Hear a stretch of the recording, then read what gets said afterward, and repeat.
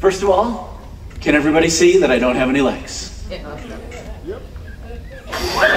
Very good, excellent, yes. Actually, there's a really good reason why I do that, and that's because I need all of you to know that I don't have any legs. Because when I go outside, a lot of times people will just come up to me and they'll be like, "You don't have any legs." And then I have to do this. Where'd they go?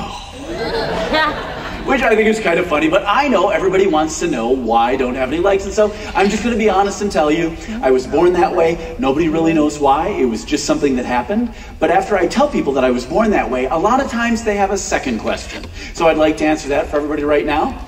I was just born without any legs. Everything else is there and works just fine. All right, good. Thank you for laughing at that. That makes me feel good. Very good. But I'm a pretty successful guy, and I'm a pretty happy guy, and that's because I found things that I like to do, and I turned them into jobs. I actually own 3 different businesses, and I started my first business when I was in high school because I went to a school dance, and I was very intimidated. And then I was like, I don't really want to dance. What am I going to do? But then I saw all the girls by the DJ, and I went, oh yeah, I could totally do that because I loved music and I had tons of music. I just needed the stuff. And so my next year I had all the stuff I needed and I started a DJ service. So not only could I go to all the dances, I got to talk to all the girls and I got paid to be there. Yeah, it's pretty good. And then when I was in college, I actually started playing wheelchair basketball. And at the time, all the wheelchairs had big leg rests that I would never use because... And so I cut the front of the wheelchair off and I welded on a couple of pieces of aluminum and I made my own wheelchair. And then that wheelchair broke and I said, you know what? I'm going to completely make my own wheelchairs. And now I do design wheelchairs for Olympic athletes in 8 different countries all around the world. Wow. Yeah, thank you very much. I appreciate it. And I am one of the busiest diversity speakers in the United States. So in a sense, I get paid to travel around the United States and talk about myself. Pretty good gig. But what you all need to know is every single day, whether I'm playing music for people or I'm making wheelchairs or I'm talking about myself, I'm enjoying my life. And I usually walk around like this. But people still come up to me and they go, Matt, how can you be so happy all the time? And I'm like, I don't know what you mean. They go, Matt, you don't have any legs. And then at that point, I finally realized my disability exists in your mind more than it does in mine. I actually tell people walking's overrated. It is, because how many of you walk around and get tired? Yeah, I don't know if you can see, but my wheelchair has circles on the side. So in a sense, it's my experience. In a sense, it's my perspective, but it's also my diversity. Yes, I know, clever segue right into the PowerPoint. But everybody's like, if you're a diversity speaker, you have to define diversity, and so I will, but I'm going to tell you what it's not. Diversity is not just noticing differences in people. Like, you can't be a diverse person walking around just going, there's a black person, there's a person in a wheelchair, there's an Asian person. Look how diverse I am. No. Diversity actually involves getting involved with another person. Like, how many people here have ever been with someone different than yourself and you actually remember the moment where they did something and you went, whoa. I had no idea a person like that could do something like that. How many people here have ever had that experience? Excellent, that's a diversity moment. Those are those learning moments that are so valuable, but they require you to go out and talk to other people. A lot of times people think tolerance is enough. How many people here have ever heard of the word tolerance? Tolerance is really bad, because I know what a tolerant world looks like, and I don't want to live in a tolerant world, because, actually I bet all of you have had the experience too. How many people here have ever gotten on or off an airplane? Yeah, that's what a tolerant world looks like, because when you're getting on and off an airplane, think of yourself in the jetway, just kind of sitting there going, And I know you're looking at people, you're judging people, you're making determinations about what they're bringing on. You're looking at that woman, really? She thinks she's going to be able to put that in the overhead? There's no way that's going to fit. And you can see it on your face, because your face goes... And then you look at a guy, really? Does he need to be able to carry his pillow and his stuffed animal at the same time? Or my favorite is, really? She's bringing her baby on the airplane? She's going to sit right next to me on the airplane! And I've still got that... But you know what? We all put the happy face on, don't we? We all put the smile on. Who wants to live in that world? That fake world of judging but not saying anything? Certainly not me. I want to live in a world of engagement, and I know what that world looks like too. How many people here have ever been into a kindergarten classroom? Amazing places. They're amazing places because if you remember when you're there, everyone's having fun with everybody, everyone's engaging with everyone, and everyone's curious and trying everything for the first time. That's the kind of world I want to live in. A kindergarten classroom, not in a tolerant world. I want to live in a world full of engagement. And speaking of engagements, I'm engaged. I know. I actually get to get married to the most famous person in the world in my life. Her name is Shannon, and she's awesome. And you know what? She doesn't even know that I don't have any legs. I'm serious, and it's not an internet relationship. I've actually met her. I've touched her. And what's awesome is she doesn't know that I don't have any legs, and I know that because from time to time I say wildly inappropriate things. And I was at dinner with her, and I said one of these wildly inappropriate things, and all of a sudden my wheelchair did this. And it rolled away from the table. And I looked at her, and her face got all red. She put her hands in front of her face, and she went, "Oh my goodness." And I'm like, "What?" She's like, "I tried to kick your legs under the table, but I forgot you didn't have any." And when that stuff happens, I know she sees me for the person that I am, and she doesn't even care about the fact that I don't have any legs. But she loves me for me.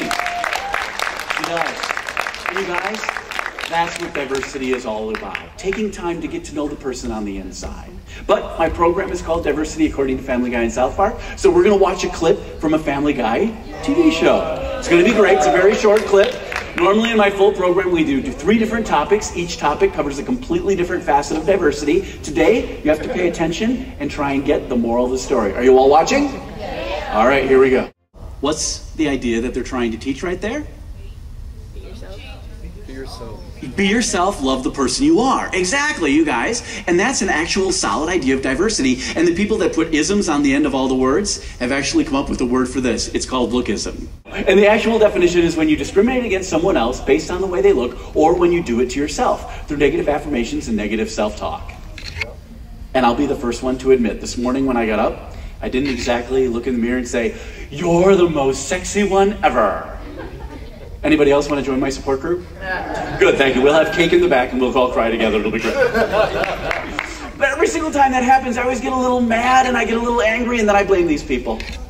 Do you know who they are? They're the Beckhams, yeah. They're one of the power elite couples in Hollywood. We're supposed to want to look exactly alike because we want to be beautiful in the United States. And if we don't have that skin color, if we don't have that style, that fashion sense, those sexy tattoos, we're not beautiful. And the problem is, it's the beautiful people that sell us things. And in 2010, an average 5'9" model had a BMI of 15 to 17. A healthy BMI for one of that size is actually 18.5 to 25.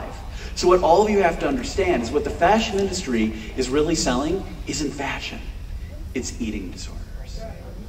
1 in 4 college-age women are actually suffering from one of these symptoms of an eating disorder. And I've got to tell you, I finally figured out the most attractive part of a woman. I did. And it's her self-confidence. It is. And that self-confidence comes in a lot of different shapes and sizes. Actually, what you all have to realize is if you're in love with a woman of any size, of any shape, every single day when she gets up, she's constantly bombarded from the time that she wakes up to the time she goes out till she interacts with all of her friends. She's being bombarded with images that tell her she's not good enough, she's not sexy enough, she's not smart enough.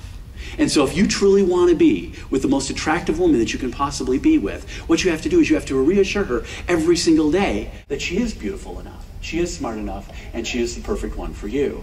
But those are hard things to come by because, do you guys know about the original Barbie doll? Yeah. That's actually the original Barbie doll. And if you were to blow her up into full-size womanhood, and I'm certainly not endorsing full-size inflatable women, but if we had her, her dimensions would be 39, 18, 33. And if a woman really did have a chest size of 39 and a waist of 18, the weight of her chest would snap her spinal cord. And a natural 18-inch waist is not large enough to put all the organs in that a person would need to be able to digest food. But of course, that's the image of Barbie that we have our kids play with. And then, did you see this in November? It's amazing. That model actually is the same person in both pictures. But what happened was, they cut her body down because the image was sold in Japan.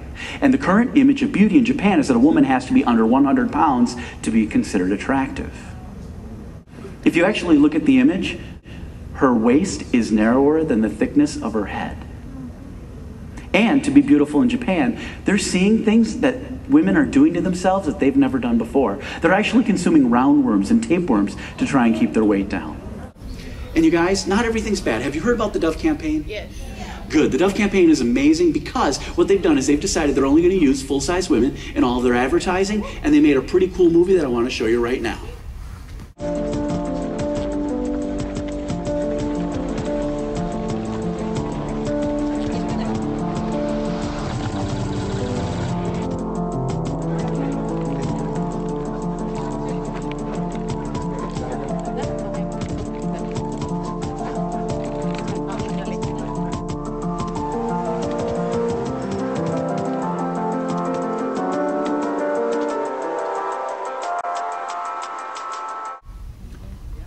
What I want everybody to understand is the next time you wake up in your morning and you take a look at yourself in the mirror and you kind of go, that's not exactly the image that I want to see.